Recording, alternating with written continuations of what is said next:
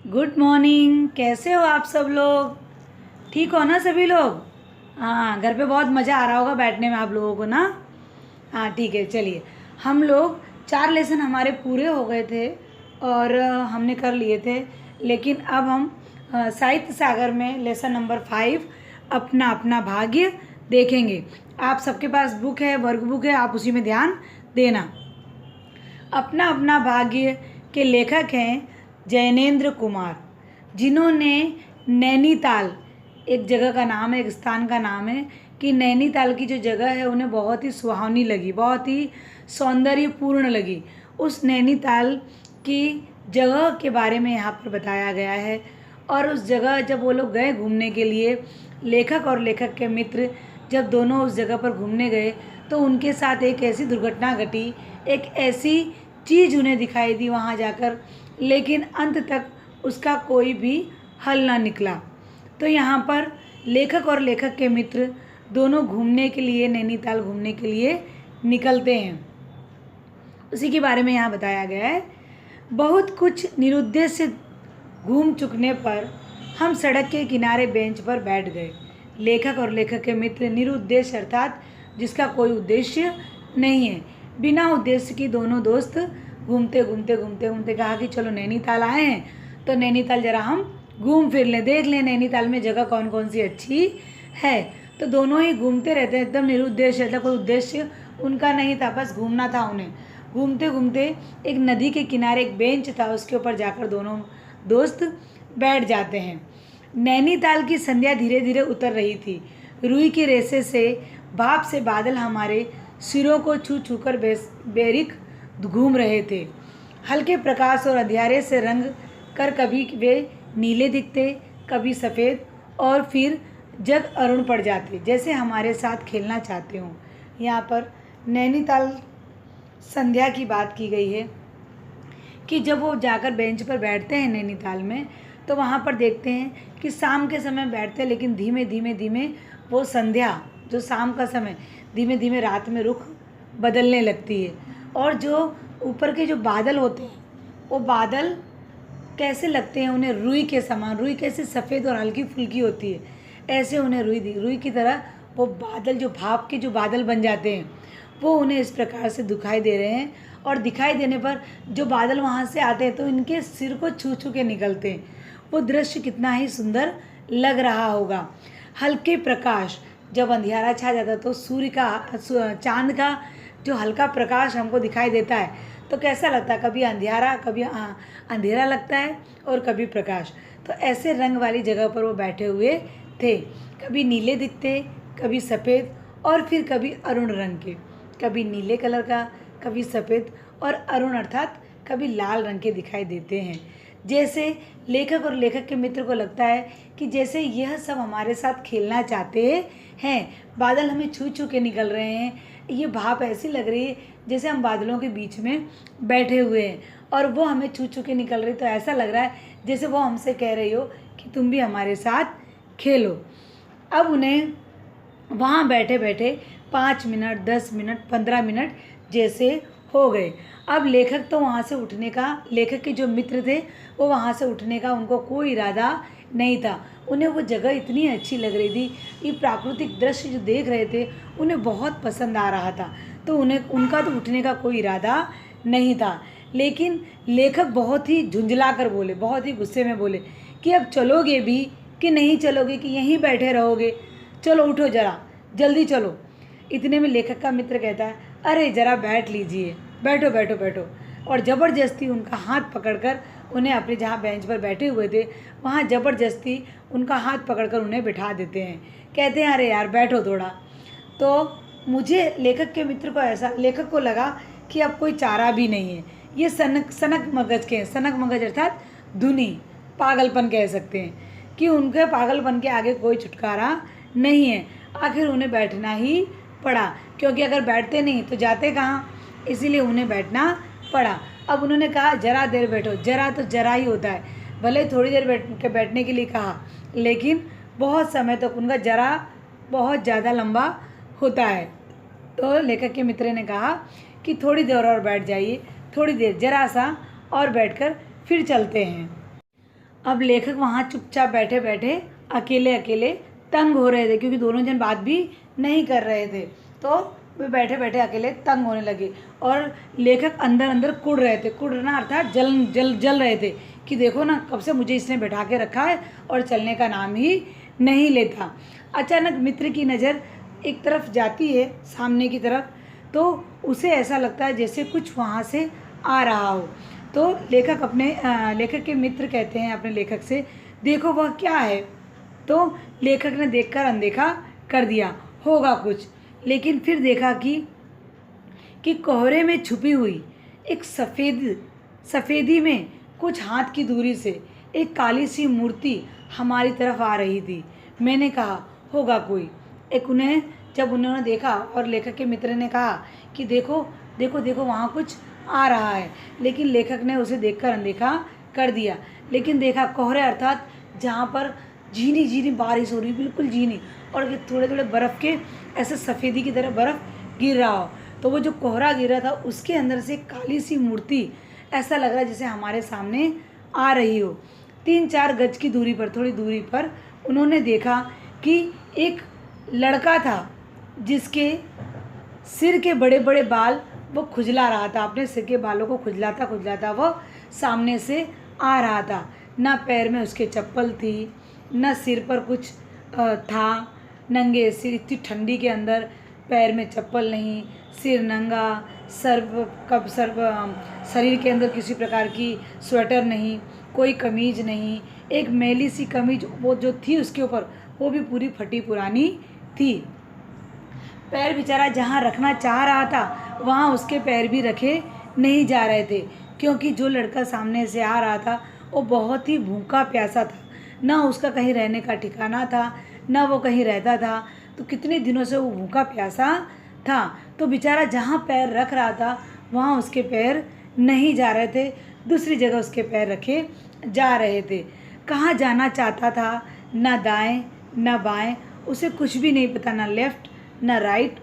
बस जहाँ से वो आ रहा था वहाँ एक पास ही की चुंगी का अर्थ होता है कर वसूल करने के लिए बनाई गई चौकी।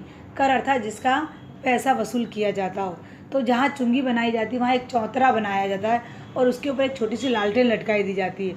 तो जो लालटेन लटकाई थी उसी के प्रकाश में वो लड़का दिखाई दे रहा था।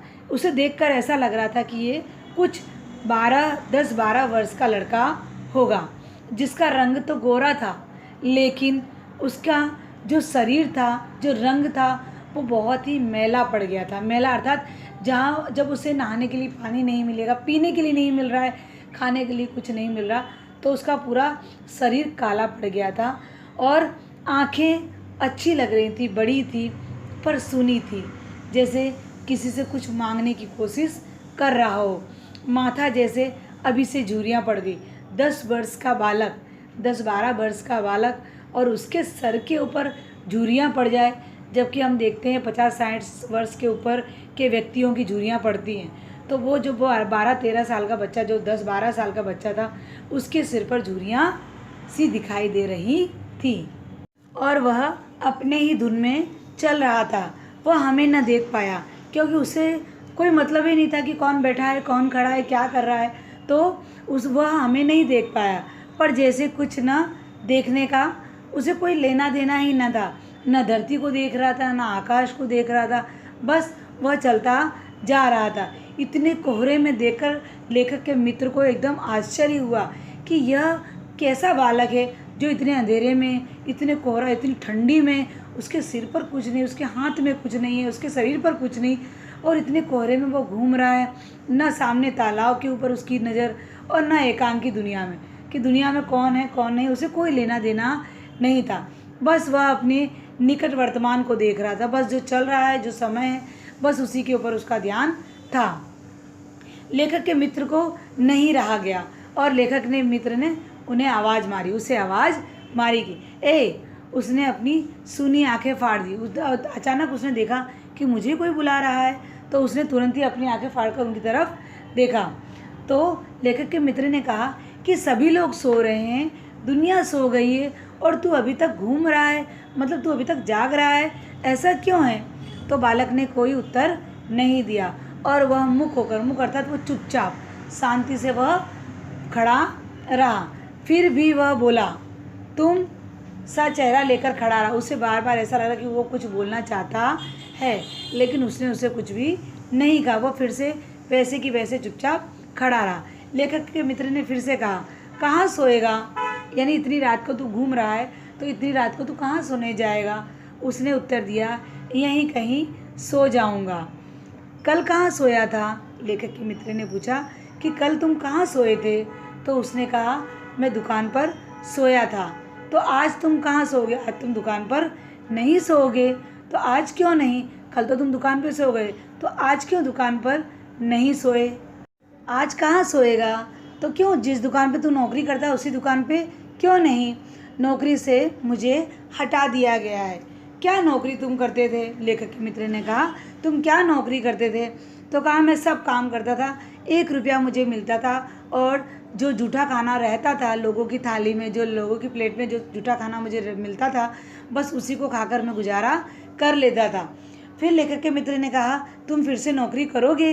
तो वह बालक ने कहा, हाँ। तो कहा, तुम बाहर चलोगे? तो बोलता है, हाँ। आज क्या खाया तुमने? तो उसने कहा, आज मैंने कुछ नहीं खाना खाया। अब तुम्हें कुछ खाना मिलेगा? तो कहता है, मुझे अब कुछ खाना भी नहीं मिलेगा, यूँ ही सो जाएगा। तो लेखक के मित्र ने कहा, तुम तो, अगर तुम्हें खाना नहीं मिलेगा तो तुम यूँ ही सो जाओगे? तो बालक कहता है, हाँ। कहाँ सोओगे तुम? लेखक पूछते हैं, तुम कहाँ सोओगे? तो बच्चा कहता है, यहीं कहीं, इन्हीं कपड़ों में। तो बालक फिर से आंखों से बोलकर मुख खड़ा रहता है। अर्थात बालक को लगता है, ये कैसी बातें करें, इन्हें पता है कि मेरे पास कुछ नहीं, ना घर है, ना खाने को है, ना सोने को है। जब इनको सब कुछ पता है, उसके बावजूद भी वो मेरे से प्रश्न पूछ रहे हैं। तो वो फिर से बालक एकदम चुपचाप, मुँह करता चुपचाप खड़ा रहता है, और मानो उसकी आंखें बोल रही हों कि कैसे मूर्ख सवाल मुझसे पूछ रहे हैं। उन्हें पता है कि मेरे पास कुछ भी नहीं है, न सोने के लिए, न खाने के लिए, न रहने के लिए, तब भी मुझसे ये सवाल पर सवाल यही पूछ रहे हैं। फिर लेखक के मित्र कहते हैं, तुम्हारे मम्मी पापा हैं? तो बालक कहता है, हाँ हैं। कहाँ हैं? तो 15 कोस गांव में, बहुत दूर है यहाँ से। तो मैं भाग आया हूँ। अच्छा, क्यों? तुम यहाँ पर क्यों भाग आए हो? लेखक के मित्र पूछते हैं कि तुम भाग आए तो क्यों यहाँ वहाँ से भाग आए? क्यों तुम अपनी मम्मी पापा को छोड़कर यहाँ ऐसे कोहरा में ऐसी जगह पर आ गए कि जहाँ पर तुम भी एक लावारिस की तरह घूम रहे हो, तुम्हारे पास कुछ नहीं है, तो क्यों भाग आए हो? तो वो बालक उत्तर देता है कि मेरे बहुत सारे भाई बहन हैं, मेरे कई भाई बहन हैं, सो मैं यहाँ पर भाग आया, क्योंकि गांव में जहाँ मम्मी पापा रहते हैं वहाँ पर भी मुझे कोई काम मिलता नहीं है। वहाँ कोई काम करने लायक है भी नहीं, और वहाँ रोटी भी खाने को नहीं मिलती है। मेरे जो पिताजी हैं, जो मेरे पापा हैं, वह भूखे रहते हैं, मेरी माँ भी भूखी रहती है और वह रोती रहती है। सो मैं यहाँ पर भाग आया, क्योंकि वहाँ पर खाने के लिए कुछ भी नहीं, वहाँ पर भी इसी तरह से भूखमरी पड़ी हुई है।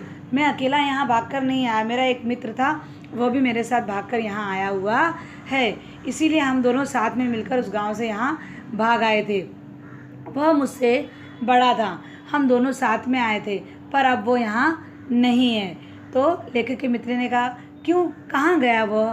तो बच्चे ने कहा, वह अब मर गया है। क्यों, बस इतनी छोटी सी उम्र में वह कैसे मर गया? बड़ी अचरज की बात है। हाँ, वो मर गया। तो कैसे मरा वो? तो कहा कि साहब ने उसे मारा, जिससे वह मर गया। अच्छा, हमारे साथ चल। अब लेखक के मित्र को दया आ गई और उससे कहा कि ठीक है, चलो तुम हमारे साथ चलो। इस तरह से वह उसे अपने साथ ले जाता है। साथ चल दिया और लौटकर हम वकील दोस्त के होटल में पहुँचे। एक वकील दोस्त था, तो जहाँ वह वकील होटल में रुका हुआ था, उस होटल पर वह बच्चे को लेकर वहाँ जाते हैं। लेखक के मित्र और वो जो बच्चा होता है 10-12 साल का, उस बच्चे को लेकर वह वकील जो दोस्त होता है, जो होटल में रुका हुआ होता है, उनके पास जाते हैं। वकील साहब से मुलाकात होती है और कहते हैं, वकील साहब होटल के कमरे से उतर कर आए। वकील साहब को जब बुलाया गया तो जो कमरा लिया था उन्होंने होटल में से, उस कमरे से वो नीचे उतर कर आते हैं। उनका जो पहरवेश होता है वो किस प्रकार का होता है कि काश्मीरी दुसाला लपेटे हुए।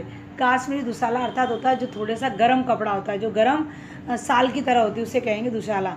तो काश्मीरी दुसाला अर्थात बहुत गर्म होता है, क्योंकि कोहरा के समय वो गर्म हमें ओढ़ना ही पड़ेगा। तो दुशाला ओढ़े हुए, मोजे दोनों पैरों में चढ़ाए हुए थे और चप्पल को पहने हुए थे।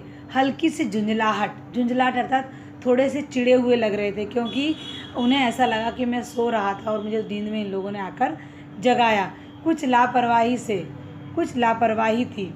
और जब उन्होंने बात की उन लेखक और लेखक के मित्र से, तो उनके जो बोलने का तरीका था उसमें थोड़ी सी झुंझलाहट दिखाई दे रही। झुंझलाहट अर्थात थोड़ी सा चिड़चिड़ापन दिखाई दे रहा था और कुछ लापरवाही से वो उत्तर दे रहे थे। थोड़ी झुंझलाहट दिखाई दे रही थी। ओहो हो, जैसे ही उन्होंने लेखक और लेखक के मित्र को देखा और एक बच्चे को साथ में देखा तो बोले, अरे ओहो, कहिए कैसे आना हुआ। तो लेखक के मित्र ने कहा कि आपको एक नौकर की ज़रूरत थी, इसीलिए मैं एक लड़का लेकर आया हूँ। और जैसे ही वकील साहब ने उस लड़के को देखा तो कहते हैं, इसे कहाँ से उठाकर लाए हो? आप इसे जानते हो कि आपकी बिना जाने आप इसको मेरे पास ले आए हो? तो लेखक के मित्र ने कहा, हाँ मैं जानता हूँ, ये लड़का गद्दार या बेईमान नहीं है, बहुत ही सीधा साधा लड़का है। तो इतने में जब उसे देखते हैं, उस लड़के को देखते हैं वकील साहब, तो कहते हैं, अजी तुम्हें कुछ पता है? तुम तो यहाँ घूमने के लिए आए हो। ये जो पहाड़ी बालक होते हैं बड़े ही ज़्यादा शैतान होते हैं। इनके अंदर इनके जो बच्चे होते हैं उन बच्चों में अवगुण इतने छुपे होते हैं, इतने बुराइयां छुपी होती हैं, इतने दोष छुपे होते हैं कि आप इनके बारे में जान सकते नहीं हो। आप भी क्या अजीब हो लेखक साहब, आपको पता नहीं है ये बच्चे इसी प्रकार के होते हैं। लो, किसी को भी आप उठाकर ले आओगे और कहोगे लो ये आपके लिए नौकर है, ऐसे नौकर की मुझे आवश्यकता नहीं है। तो लेखक के मित्र उसे समझाते हैं कि मान तो लीजिए, बहुत ही अच्छा लड़का है, ये आपका हर काम करेगा, ऐसा कुछ भी नहीं, लड़का बेईमान नहीं दिखाई देता है, देखने से ही लगता है। लेकिन वकील साहब और भी झुंझलाने लगते हैं और कहते हो, क्या खूब कहे, आप भी किसी को भी एरे गहरे नथु गहरे को आप उठा लाओगे और कहोगे लो ये नौकर ले लो। क्या अगले दिन वह न जाने क्या क्या मेरे यहाँ से चपत कर जाए तो मैं क्या मानूँ, क्या चोरी करके यहाँ से ले जाए और भाग जाए। तुम भी क्या ऐसी बातें करते हो? नहीं, मुझे ऐसे वैसे नौकरों को रखना नहीं हो। आप जानते ही नहीं कि क्या करूं, आपको कुछ पता नहीं है। माने क्या खाक, आप भी तो ऐसी बातें कर रहे हैं, आप तो मेरे साथ मजाक जैसा कर रहे हो। अच्छा, अब हम सोने जा रहे हैं। लेखक के मित्र और लेखक से उन्होंने अच्छी तरह से बात नहीं की, क्योंकि जब उन्होंने नौकर को देखा तो उन्हें अच्छा नहीं लगा और वो तुरंत उनसे कहते, नहीं, मुझे ऐसे नौकर की आवश्यकता नहीं है, चलिए। बहुत ज़्यादा कोहरा, बहुत ज़्यादा ठंडी पड़ रही थी, इसलिए कहते चलो अब मैं सोने जा रहा हूँ। और वह जो 4 रुपये रोज़ के किराए देते थे कमरे में, जो कमरा जिस होटल में रुके थे उसमें वो रोज़ का 4 रुपये किराया देते थे, और वह जाकर तुरंत ही उस कमरे में चले जाते हैं और मसहरी में सोने झटपट चले जाते। मसहरी अर्थात होता है कि मच्छरदानी, क्योंकि मच्छरदानी ना लगे इसलिए वो मच्छरदानी के अंदर सोते थे। तो मच्छरदानी में झटपट था, बहुत ही जल्दी में चले गए। उनकी बात को इतना ज़्यादा उन्होंने गौर नहीं किया और सुनकर अनसुना करके वो तुरंत ही वहाँ से चले जाते हैं। जब इन दोनों की बातें चल रही थी, लेखक के मित्र और वकील साहब की, तो वो वहीं ठहरा रहा और सुनता रहा। लेकिन लेखक के जो वकील थे उन्होंने मना कर दिया, इसीलिए वो कुछ देर वहाँ ठहरा रहा। लेकिन लेखक के जो मित्र थे वो सोच में पड़ गए, असमंजस से, अर्थात एकदम बेचारे कंफ्यूज हो गए कि हम क्या करें। ये बच्चे को ये रख नहीं रहे और मैं इस बच्चे को यहाँ तक लेकर आया हूँ। तब तक वो बच्चा सब कुछ सुन रहा था और उस बच्चे ने क्या कहा कि वो प्रेत गति से, प्रेत अर्थात भूत कैसे होता है कि अचानक आया और तुरंत चला गया, तो प्रेत गति से, भूत की गति से वो वहाँ से गायब हो जाता है। वो बहुत जल्दी वहाँ से निकल कर चला जाता है और जो कोहरा पड़ा होता है, जो कोहरा बरस रहा होता है ऊपर बादल में से, आकाश में से, उस कोहरे में जाकर वह कहीं गुम हो जाता है। और लेखक के मित्र दोनों भी उस होटल में, जहाँ होटल में वो ठहरे होते हैं, उस होटल में दोनों चले जाते हैं। लेकिन हवा भी इतनी तीखी थी, इतनी ज़ोरदार लग रही थी कि लेखक के मित्र इतना गर्म कोट पहने हुए थे, उस गर्म कोट के अंदर हवा ऐसी पैनी, ऐसी तीखी लग रही थी कि हम भी वहाँ पर थोड़ी देर के लिए भी खड़े न हो पाए। सुकड़ते हुए मित्र ने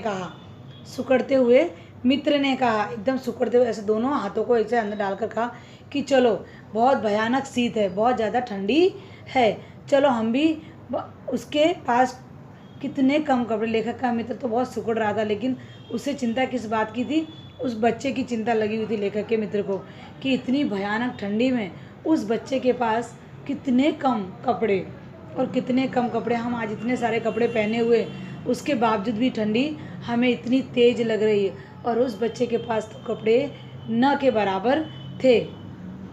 इतने में लेखक कहते हैं, अरे यार ये संसार है, ये संसार में बहुत ज़्यादा लोग स्वार्थी भरे हुए हैं। हमने स्वार्थ की फिलॉसफी सुनाई, अर्थात उन्हें बहुत सारी बातें सुनाई कि दुनिया बहुत स्वार्थी है, कोई भी किसी के काम आती नहीं है, जहाँ तक बन सकता है व्यक्ति अपने स्वार्थ के लिए जीता है। तो बोले मैंने उन्हें हज़ारों बातें इस तरह की लेखक ने सुना दी। फिर लेखक ने कहा, अरे यार चलो छोड़ो, चलो हम भी बिस्तर में जाकर थोड़े से गर्म हो लें, सब फिर किसी और की चिंता करना, फिर आप किसी और की चिंता करना, अभी आप पहले होटल में चलो और बिस्तर पर जाकर थोड़ा गर्म हो जाए, क्योंकि इतनी ठंडी पड़ रही है। लेखक का जो मित्र होता है वो उदास होकर चला जाता है और कहता है, सही बात है, स्वार्थ कहो या लाचारी कहो, बेचारा लाचार है कि उसके पास कुछ नहीं, वो क्या करे।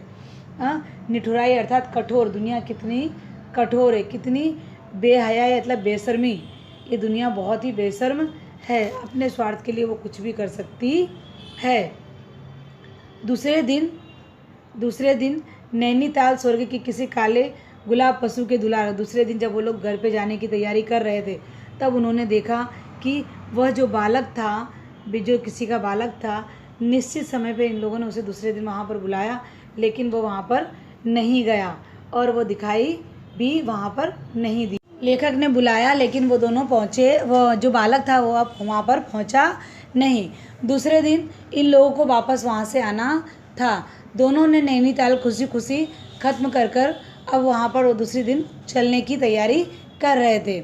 उस लड़के की राह देखना या उसकी राह देखकर वहाँ पर रहना, ये इन दोनों लेखक और लेखक के मित्र को सही नहीं लगा कि चलो अब क्या राह देखना, वो यहाँ पर आने वाला तो नहीं है। और दोनों ही मित्र मोटर में सवार होते ही उन्हें, जैसे ही वो लोग वहाँ बैठे, वैसे ही वहाँ पर और भी जो मुसाफिर लोग थे उन लोगों से उन्हें सूचना मिली। सभी आपस में बात कर रहे थे कि पिछली रात एक पहाड़ी बालक सड़क के किनारे पेड़ के नीचे ठिठुराकर मर गया। ठिठुराकर अर्थात इतनी ज़्यादा शीत की ठंडी थी, उस ठंडी के अंदर वो बालक एक पेड़ के नीचे ठुठुरता वो बालक वहाँ पर मर गया। जैसे ही लेखक और लेखक के मित्र ने ये शब्द सुना, ये समाचार सुना, उन्हें बहुत ही दया आई। लेखक के मित्र सोचने लगे कि मरने के लिए बेचारे को वही जगह थी, वही 10 वर्ष की उम्र का बालक, वही काले फटे पुराने चिथड़े कपड़े मिले उसे। यह लेखक अपने मित्र, जो लेखक का मित्र था, वो मन में सोचने लगा कि देखो ये आदमी की दुनिया है, बस यही उपहार लोगों ने उसे दे दिया है कि लोगों ने उस पर दया नहीं की, किसी ने उस पर दया नहीं, किसी ने उसे काम नहीं दिया, कुछ नहीं। एक छोटे से बालक को बस बिना जाने बिना पहचाने उसे शैतान साबित कर दिया, उसे चोर उचक्का साबित कर दिया। और देखो ये बेरहमी दुनिया है, लेखक अपने मन में सोचने लगे। पर जो वहाँ आसपास के लोग थे, जो गरीब लोग थे, उन लोगों के मुँह से सुना गया कि उसके छाती पर, उसके मुंह पर, उसके मुट्ठियों पर, उसके पैरों पर क्या था, जहाँ वो मरा पड़ा था उसके ऊपर एक बर्फ़ सी हल्की सी चादर, अर्थात जो कोहरा ऊपर से पड़ रहा था, वो कोहरे से वो बच्चे का पूरा शरीर सफ़ेद रंग के चादर से ऐसा लगे जैसे ढक गया हो। तो ऐसा लग रहा था जैसे मानो दुनिया की जो बेहयाई है, जो बेशर्मी है, उसको ढकने के लिए, कि जो दुनिया की बेशर्मी है उसको ढकने के लिए प्राकृतिक है, जिनको शर्म आ गई, जिनको दया आ गई, उसने उसके शव पर, जो बालक मर गया, शव अर्थात जो मरा हुआ व्यक्ति का जो शरीर होता है, कि जो शव पड़ा हुआ था, उस प्रकृति को दया आ गई उसके ऊपर, और उस प्रकृति ने अपने ठंडे और सफ़ेद कोहरे से उसके शरीर को जैसे कफन का चादर उड़ा दिया हो। यह दुनिया की निस्वार्थ, दुनिया की जो स्वार्थ की भावना है, उसे यहाँ पर बताया गया है कि दुनिया कितनी बेरहमी है, कितनी बेहयाई है, कितनी बेशर्म है, कि जो अपने स्वार्थ के आगे किसी को गिनती नहीं है। अब हम नेक्स्ट वीडियो में हम आपको नेक्स्ट वीडियो में क्वेश्चन आंसर भी करवा देंगे।